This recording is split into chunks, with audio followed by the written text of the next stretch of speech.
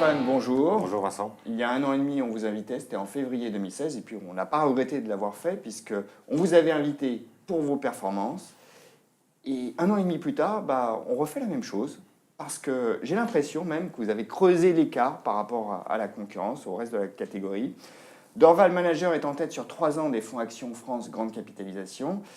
Il devance d'ailleurs sur le podium de sacrés clients, dont Moneta Multicaps, qui est une référence. Alors on va regarder un petit peu dans le détail ses performances sur 3 ans.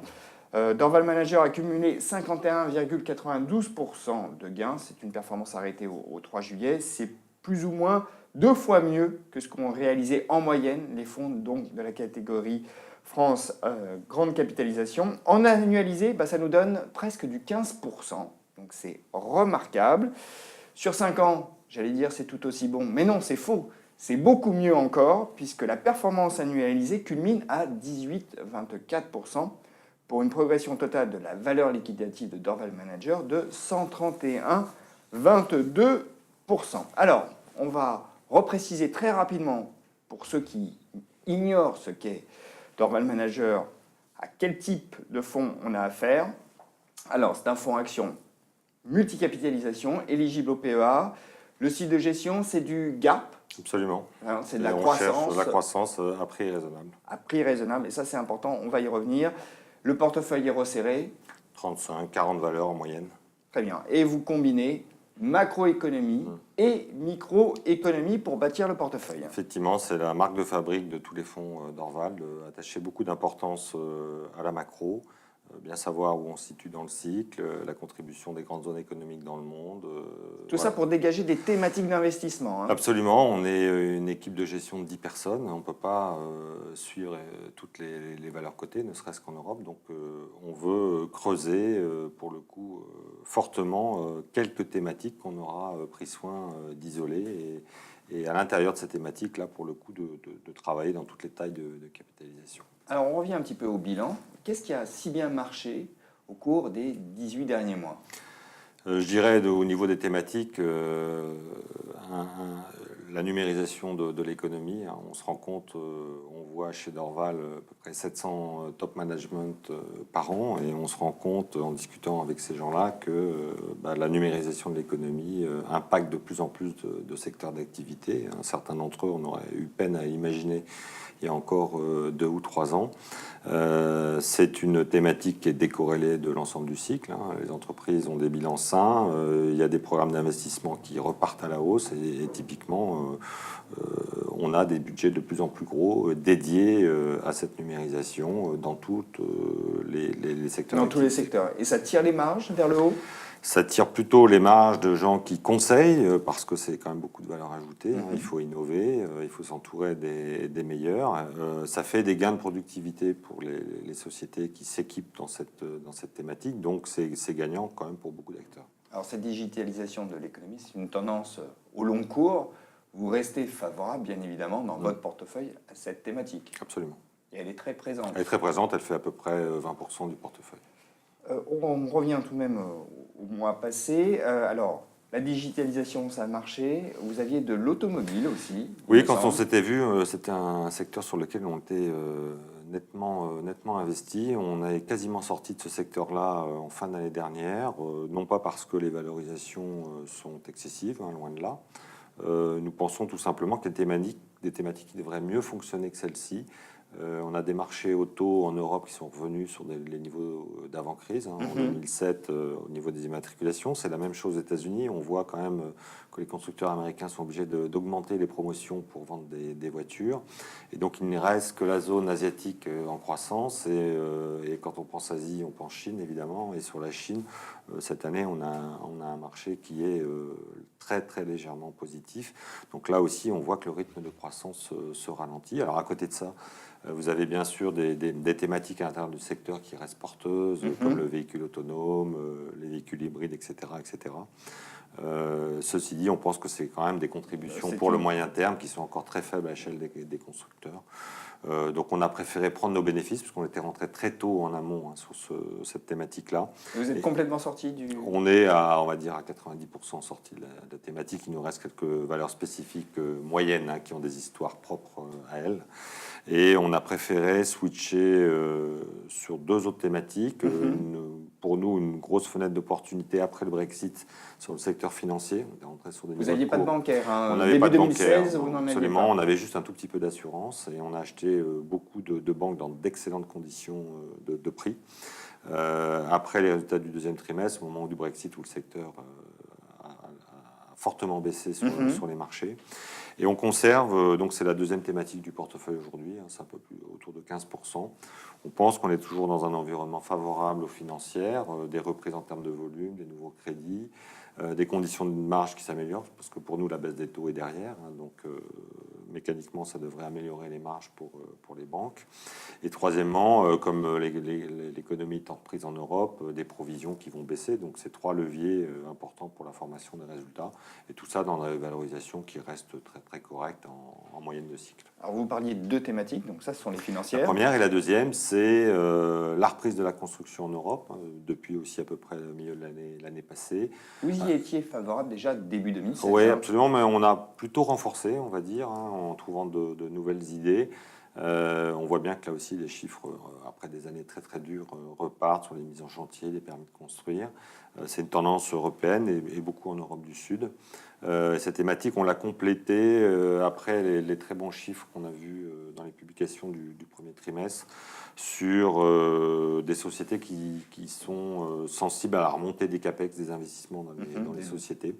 Et on pense que ça va être dans les publications qui vont commencer fin juillet, on aura cette même tendance de remonter des budgets investissement. Et dans le portefeuille, cette thématique de la construction, elle est présente de quelle façon? Oui, ce sont des sociétés assez classiques comme Saint-Gobain, comme des sociétés comme Nexans, qui nous semble peut-être être un des jokers de l'année 2017.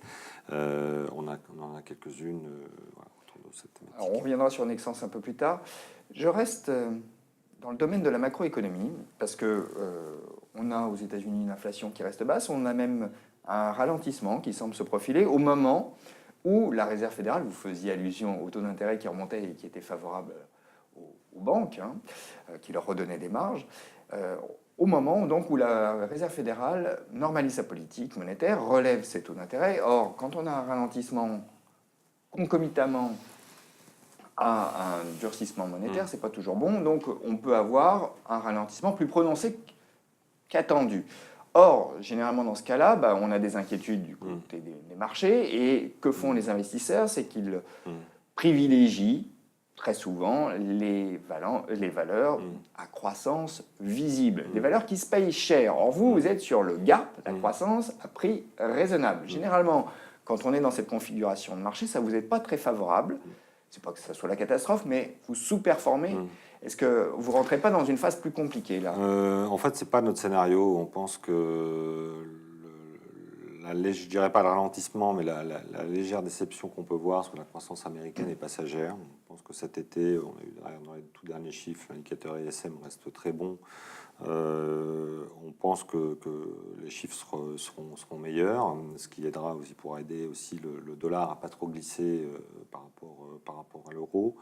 Et globalement, on pense plutôt que sur les années précédentes, ces grandes valeurs internationales dont vous parlez ont aussi beaucoup profité de la baisse des taux longs.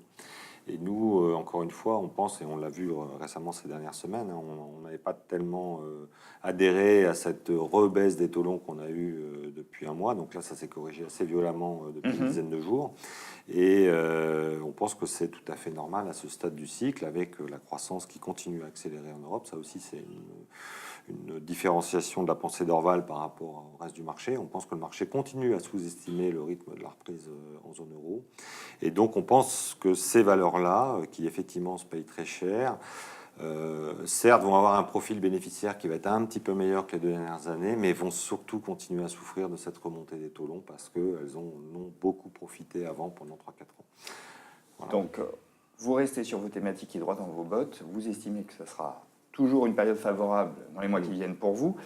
Mais je regarde un peu la composition de votre portefeuille. Alors, il y a une chose que je n'ai pas précisée, on le répète à chaque fois que vous venez sur ce plateau, c'est que vous abordez aussi les entreprises via l'angle du management et vous avez classifié les managers en 4 grandes catégories. Je les rappelle, bâtisseurs, dauphins, parachutés et héritiers.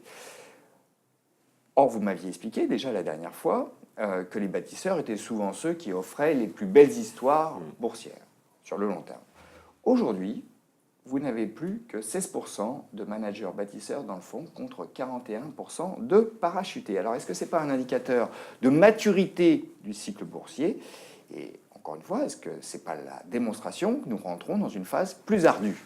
Sur ce point-là, Vincent, je vous rejoins effectivement un peu. C'est la traduction d'un marché boursier qui a quand même sensiblement monté depuis 3 ans et que vous avez raison. Les sociétés gérées par un profil bâtisseur sont des sociétés qui offrent beaucoup de visibilité, un taux de croissance bien supérieur à la moyenne et donc elles se payent cher. Et si on a réduit ce poids, c'est que beaucoup de dossiers d'entreprises pour nous étaient bien valorisés sur le marché.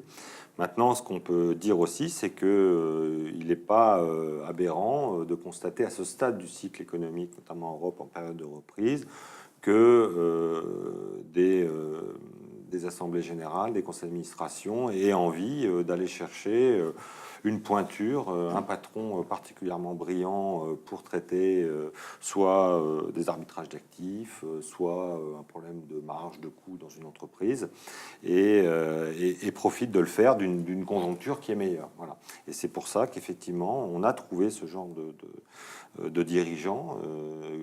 Donc c'est aussi un profil qu'on affectionne parce que si c'est vraiment l'homme de la situation, ça peut vraiment inverser la croissance bénéficiaire de l'entreprise en question. Mais Stéphane, aujourd'hui, c'est tout de même plus dur de trouver de la croissance à prix raisonnable. Oui, à prix raisonnable, c'est effectivement plus difficile parce que on n'est plus dans des marchés déprimés et que les valorisations, pour la plupart, sont au moins raisonnables. Alors, dans le portefeuille, quand on regarde la décomposition de l'actif, vous indiquez avoir 20,6% précisément au 30 juin, de technologie. Donc, c'est la première pondération sectorielle. Et au sein de ce secteur technologique, on trouve votre première ligne qui est Solution 30. Alors, Solution 30, c'est un parcours boursier extraordinaire. Vous êtes un investisseur de long terme, mais là, vous le démontrez avec cette valeur parce que vous la portez depuis combien d'années dans le portefeuille? Depuis la création du fonds, hein, ça fait 12 ans. Donc, 12 ans. Et a priori, vous avez été récompensé puisque, alors c'est un graphique sur 10 ans, Solution 30 a signé une hausse au cours de la décennie passée de 715%. Ça reste la première valeur du portefeuille, c'est 5% de l'actif. Hein. Cela dit, aujourd'hui, vous allez nous redonner, repréciser son métier, mais aujourd'hui, c'est une valeur qui se paye a priori très cher. Est-ce que c'est raisonnable, justement, quand on fait du GARP, de la croissance à prix raisonnable, d'accorder une telle pondération à un titre comme celui-ci? Ouais, sur ce dossier, pour le coup, nous, on continue à faire entièrement confiance au management, qui fait partie des meilleurs patrons français. Une habileté très forte en termes de croissance externe, et à ce stade du développement de la société, ça devient très important. Il y a eu des annonces de fait en Allemagne, hein, qui est encore un petit marché à l'échelle de la société. Alors, il faut qu'on rappelle ce que fait Solution 30. Alors, Solution 30 enrichit ses activités, mais à l'origine était un sous-traitant et faisait l'assistance pour les grands opérateurs téléphoniques, notamment en France au départ, travaillait avec tous les grands opérateurs qui faisaient de l'ADSL, de l'Internet par ADSL, maintenant c'est de la fibre, et puis ensuite a fait aussi de l'assistante pour des grands comptes, été très découvert par le marché financier au moment de l'attribution du compteur, du marché des compteurs Linky en France, hein, qui est un compteur intelligent, compteur intelligent et électrique. Et en fait, l'immense atout de ce business model est d'offrir énormément de visibilité. C'est même pas à 2 ans, c'est à 5 ans, 7 ans, parce que c'est des plans d'infrastructure qui se déroulent sur plusieurs années, qui sont issus d'évolutions réglementaires, hein, donc qui sont pas seulement valables pour la France, mais d'autres pays d'Europe. Qui est également donc tiré par l'augmentation des usages sur Internet, tout le monde le constate tous les jours. Idem pour la fibre optique. On parle des compteurs sur l'électricité, mais c'est aussi valable pour le gaz. Et puis, de manière générale, plus il y aura d'objets connectés dans l'économie, plus ce sera aussi favorable pour la société. Donc, en résumé, une croissance de l'ordre de 20% des résultats sur encore plusieurs années est tout à fait envisageable par nous-mêmes. Et ça mérite une valorisation élevée parce que c'est en plus dans un secteur d'activité qui est peu corrélé au cycle. Imaginons même qu'il y a un ralentissement sur l'économie européenne, ce qui n'est pas du tout notre scénario au jour d'aujourd'hui. Il n'y aurait pas d'impact de révision en baisse sur une société comme celle-ci. Donc vous conservez. Donc on conserve précieusement. Et vous n'allégez pas cette position. Non. Alors, vous avez également au sein du portefeuille, en troisième position, le groupe Fnac. Oui. Alors que son PDG emblématique, Alexandre Bompard, a migré vers Carrefour. Or, vous avez maintenant du Carrefour. Donc, est-ce que... J'imagine que vous avez mis du Carrefour parce que Bompard y arrive. Mais alors, du coup, pourquoi conserver Fnac? Parce que nos contacts avec le management en place, donc qu'avait constitué M. Bompard, nous semblent de qualité. Vous savez que la dernière fois que le groupe Fnac a communiqué au marché, il a révisé en hausse son montant des synergies à attendre du rapprochement avec Darty. On pense que ces chiffres restent conservateurs. On pense aussi que donc il y a encore de la révision en hausse sur les attentes du marché à venir dans les 2 ans à venir. On pense que par rapport à cette croissance, la valorisation reste tout à fait raisonnable.